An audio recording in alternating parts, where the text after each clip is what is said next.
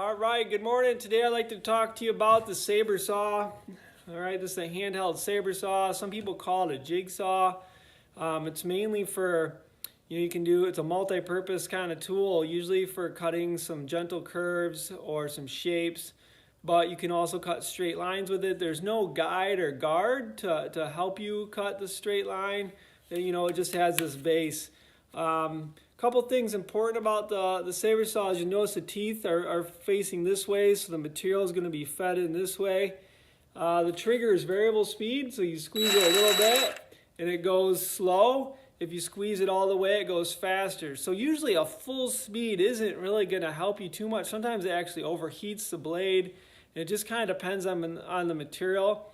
But often I will run it at about 3/4 speed depending on what I'm doing with it. It also has a trigger lock, so this is a trigger lock, and that helps prevent it from accidentally being turned on. And then it has, this is how you change the blade. So you pull this lever out and the blade will fall out. You can just kind of hold it and then the blade will come out. The blade has they call this a T on the end, and then that will go inside, and then you just have to make sure it's in those guides there.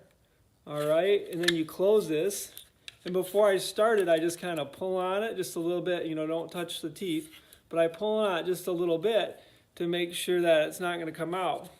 This is an oscillating option, so you just turn this dial. It will make the blade kind of oscillate. Usually you're not going to oscillate it. I've just been leaving it at 0. It seems to work the best. But if you find like you're having a hard time getting through material, you could experiment with the different oscillations. Maybe like a 1 might work for some things. And this over here helps you, it controls how much air kind of puffs through the machine to help clear the dust away, which is kind of nice. And so I usually have that turned up a little bit. And then it also has this lever here, you can loosen that, and this base will tilt at angles, so you can cut more of a bevel cut with it. And I don't do that too much, but that's a feature.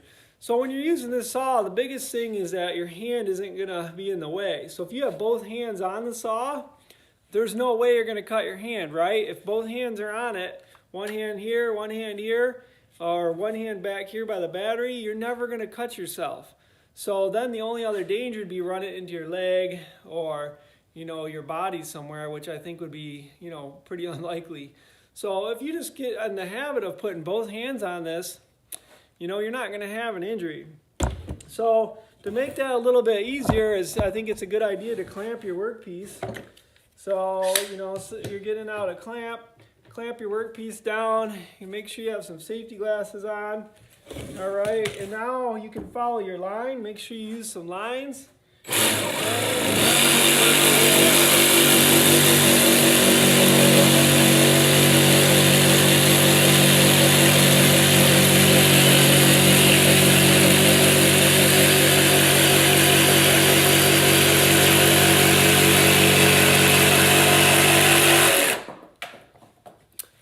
So you saw my board was moving a little bit. So one thing I would do differently is put another clamp on there. So if you have 2 clamps, that will keep it from pivoting. So I was getting a little bit of a pivot.